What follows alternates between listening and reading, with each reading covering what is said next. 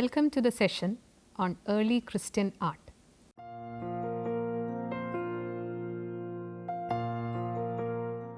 The ancient Greco-Roman art could not continue its splendor in the succeeding epochs. Innumerable political skirmishes and upheavals of barbarian invasions had played important role in bringing about the downfall of ancient classical art and civilization.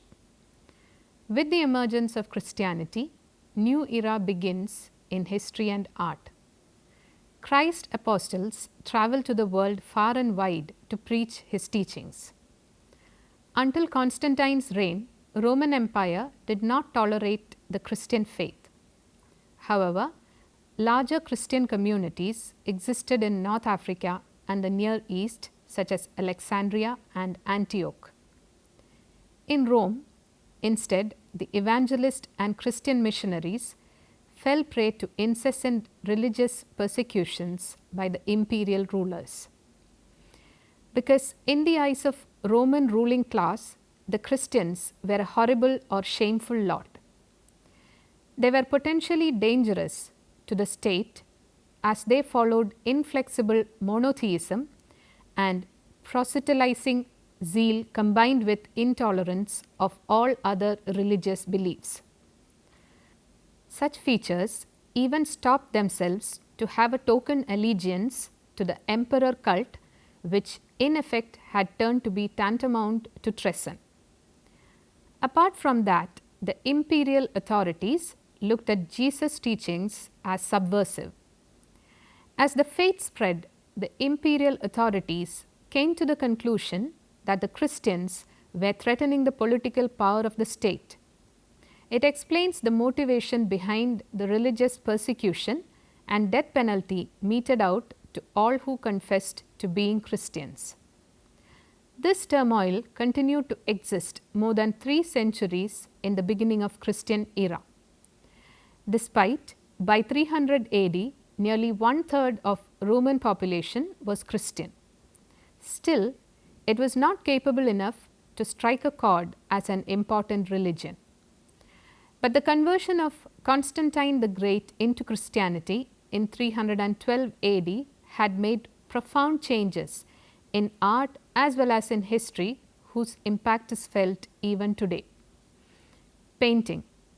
Origin of early Christian works of art cannot be precisely traced due to the dearth of archaeological evidences. It has been said that none of the surviving paintings or sculptures can be dated earlier than 200 AD. One of the earliest representations of biblical narrative of this early phase has recently come down to us from a trading station and frontier town garrisoned by Romans in Mesopotamia called Dura Europos. It shows Moses striking water from the rock. It is not a great work of art, nor is it so much an illustration of the biblical description in visual terms. That perhaps accounts for Moses being the tallest figure standing in front of the holy tabernacle, in which we can see 7 branched candlestick. In order to signify that each tribe of Israel received its share of miraculous water, the artist has shown 12 rivulets, each flowing to a standing figure before tent. The artist was doubtless not very skillful, and that accounts for his simple methods. But perhaps he was not much concerned with drawing lifelike figures. The more lifelike they were, the more they sinned against the commandments forbidding image. His main intention was to remind the beholder of the occasions when God had manifested his power. The greatest accumulation of surviving works of early Christian art is to be found in Rome, which in fact was not a center of Christian faith. The painted decorations are generally seen in the catacombs, the underground burial places of Christians. These underground cemeteries were adopted at least as early as the 2nd century by Christians, also by Jews and others who shunned places for inhumation dedicated to pagan deities. As the early Christians believed in the resurrection of the body, they insisted on burial and objected to cremation that was normal for the lower classes in Rome. The artists who were called upon to paint Christian images in the catacombs were also not endowed with admirable skill. Like the painters of the Dura Europos synagogue, the catacomb painters disregarded all naturalistic techniques developed by the Greco-Roman art. No attempt was made to render illusionistic space. Figures are flat in rough strokes without modeling or shadows. But the catacomb paintings tell us a good deal about the spirit of the community that commissioned them. We have an interesting example to illustrate this point.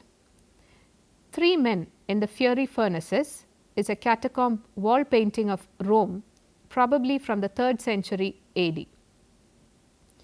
It shows three human figures painted in rough brush strokes. The painting is hardly beautiful in its own right.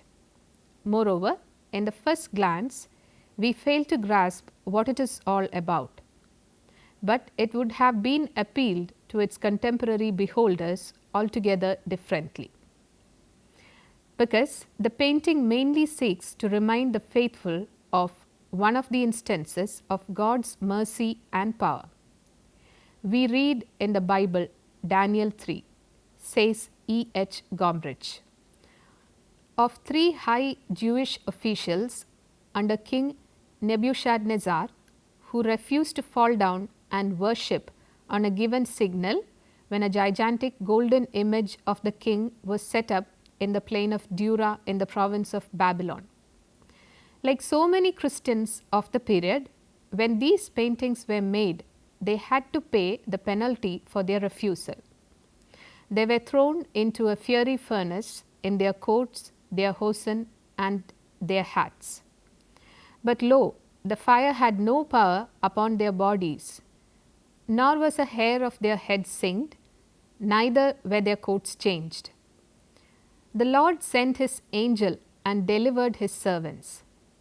The catacomb painter here brushes aside the dramatic expression of bodily movements and gestures for its own sake. Rather, he seems to be carried away by the idea of presenting straightforward the inspiring example of endurance and salvation. The three men in their Persian dress with outstretched raised arms in the traditional posture of prayer, the flames and the dome symbolizing the divine help were recognizable to grasp the meaning as clearly and simply as possible. Another important early Christian imageries hail from the ceiling of an elaborate chamber in a catacomb in Rome. This was decorated in a style having certain formal order. The central circle in the painting shows a figure of a shepherd. He carries a lamb across his shoulders and is flanked by sheep. The circle branches out into four semicircular spaces, between which there are standing figures with outstretched raised arms, a pose similar to that of the three men in the fiery furnaces discussed earlier. Sculpture. Sculpture seems to have played a secondary role in the early Christian art. Biblical ban on the production and worship of graven images, as laid down in the second commandment of the Old Testament, had exerted a great deal of pressure to avoid construction of large-size statues or idols. In addition to that, as image worship was widely prevalent in pagan temples, the new church wanted to distinguish itself from the earlier pagan religious practices. This explains the lack of representations of Christian religious personages in monumental scale, either in public or in private spaces. Anything associated with sculpture, therefore, is to be seen in the relief carvings on the stone coffins called sarcophagi. Evolved from the pagan model, the production of sarcophagi for the important members of the church began from the middle of the 3rd century. Carvings on the sarcophagi provide best surviving documents of the first phase of artistic enterprise of a specifically Christian art. As John Fleming and Hugh Horner observe, the earliest carvings are so similar to the friezes on the Arch of Constantine that they might seem to have been products of the same workshops. Soon afterwards, there was a reversion to older and more classical types of sarcophagus. Several figures on the early Christian sarcophagus of the two brothers, for instance, were directly copied from classical sources. The athletic male nude in the given sarcophagus obviously reveals this fact. Figures huddle on 2 registers to represent many incidents, but in the first glance it is difficult to grasp what it is all about because the figures and incidents follow no narrative sequence. The upper register shows Christ raising Lazarus from the dead and pronouncing that Saint Peter will deny him. Abraham is shown preparing to sacrifice his son Isaac, and Pontius Pilate is washing his hand. Below, Saint Peter is apprehended by Roman soldiers who stand next to Daniel in the lion's den. Before the time of Constantine, the carvings of the sarcophagi mostly composed of figures familiar with catacomb paintings. A marble sarcophagus of the mid-3rd century in Rome clearly exemplifies their tone and tenor. When we look at the reliefs on the left, there appear various scenes of Jonah, the ship, the sea monster, and the reclining prophet with a scroll. Jonah's well-defined anatomy and the elegance of his pose directly stem from the classical visual vocabulary. So does the Good Shepherd in the relief as referred to earlier. Moreover, the central figure with upraised hands in prayer follows similar postures in the catacomb paintings as discussed earlier in the 2 instances. Seated figure holding a scroll derives from antique representations of writer or philosophers and is another of the metaphoric references to Christ, in this case his role as teacher. The figure being baptized on the right may be Christ himself. Representation of Christ in this disguised form may be the result of both a fear of making idolatrous image and an interest in expressing the more essential nature of the scene, from which a portrait of the person of Christ would detract. In a later sarcophagus done for a Roman prefect, Junius Bassus in 359 AD, figures are arranged in a more elaborate and well proportioned order. They are delicately carved and stylistically owe much to the classical spirit. Here too, the scenes are set with no sequential order, but on separate stages divided by colonnatus that enables the faithful spectator to focus on each in its turn. At the same time, the figures are arranged in certain thematic relationship to one another. The afflicted Job and St. Paul led off to martyrdom at either end of the lower register are thematically related to suffering. They are parallel instances of redemption through suffering, which also implies Christ's humiliating flagellation and crucifixion, neither of which was directly represented at this time. Christ is no longer a figure barely distinguishable from others, but is given importance in the composition. In the middle of the lower register, Christ is shown riding into Jerusalem, his moment of triumph on the earth, and immediately above he is shown enthroned between Saint Peter and Saint Paul. The seated figure flanked by two standing figures, is an image of authority borrowed from imperial Roman art. Christ's feet rest on a canopy supported by the ancient Roman sky god. It gives clear suggestion to the fact that Christ is enthroned, ascended into the heavens. Here, one may be baffled to see Christ with clean, youthful face as opposed to his bearded face that we are familiar with. This difference is not without reason.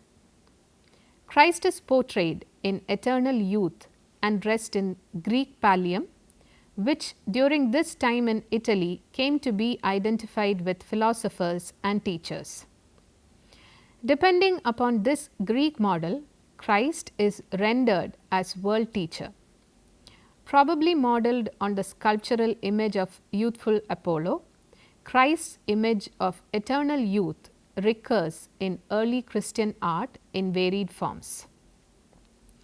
Looking at all these features discussed so far, Arnold Hauser observes that the early Christian art was primarily destined to suit the taste of the lower classes by distinguishing itself from the social elite.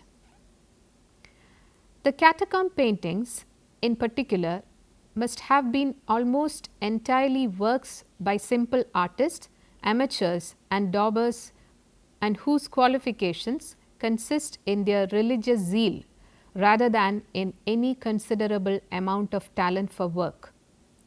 However, there was degeneration of both taste and technique in the art of the old elite classes as well. Here, what we are confronted with is a conspicuous break in history. Yet, irrespective of the lack of technical skill and expression visible in the early stages of Christian art, a tendency is strongly felt among scholars to interpret those defects as the result of a conscious attempt to disregard the realism familiar with the Greco-Roman art.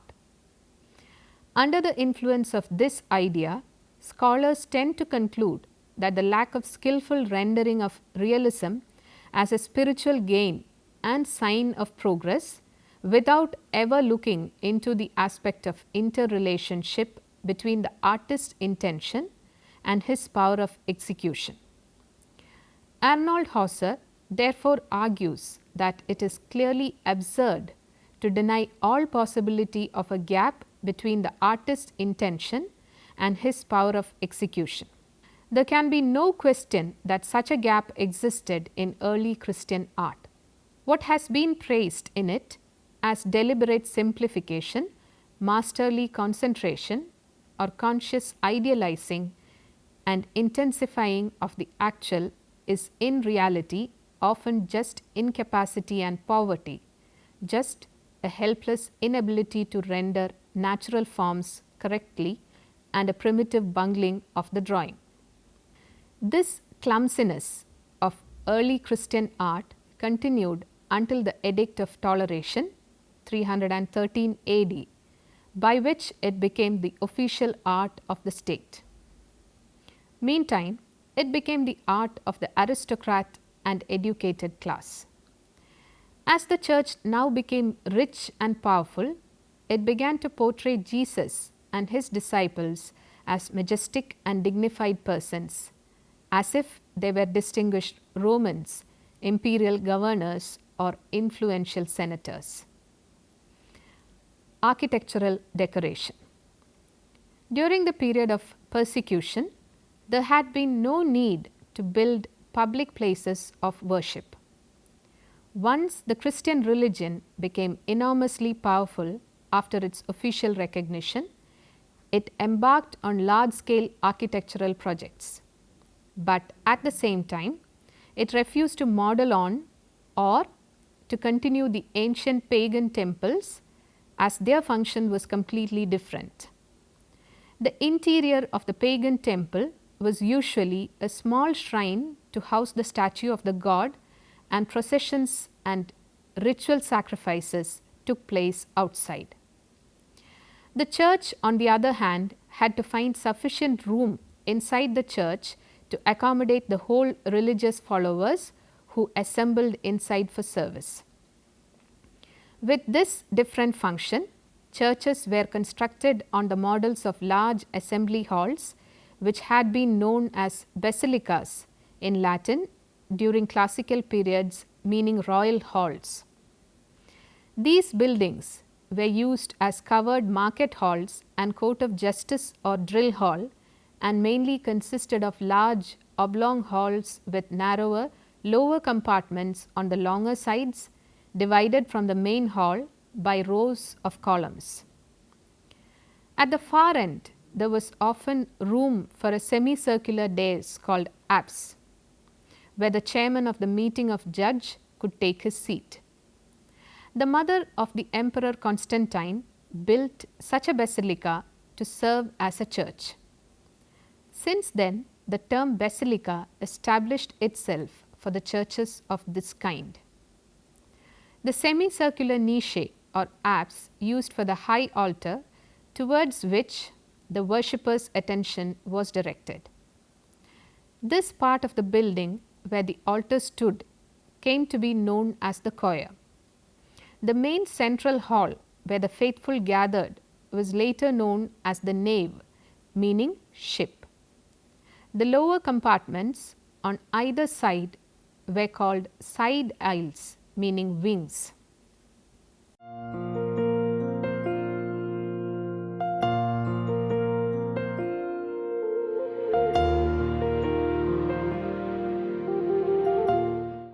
Here are some questions. First, give an account of early Christian art of the period before Christianity became a state religion.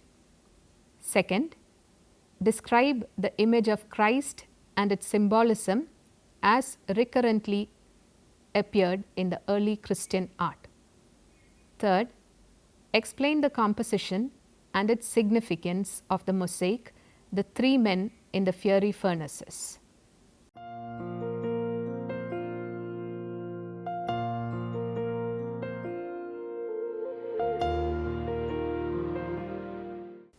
Here are some books for your reference. Hugh Honor and John Fleming, The Visual Arts, A History, Prentice Hall Inc., Englewood Cliffs, N.J. 1984. E. H. Gombrich, The Story of Art, Phaidon Press, London. Penelope J. E. Davis, Walter B. Denny et al., Jansen's History of Art, The Western Tradition, 7th edition, Prentice Hall, N.J. 2007. Paul Grossley, The Early Middle Ages in Dennis Hooker edited History of Western Art, Pipit Press, Box Tree Limited, London 1994. Arnold Hauser, The Social History of Art, Volume 1, Vintage Books, New York 1985. André Grabar, Byzantine Painting, Historical and Critical Study, Skira, Macmillan, London 1979. Clive Foss and Paul Magdaleno, The Making of the Past, Rome and Byzantium, Phaidon, London 1977. Gibbon E., The Decline and Fall of the Roman Empire, Everyman, London 1960. Here we conclude this session on ancient Christian art. We will meet again for another session. Till then, bye.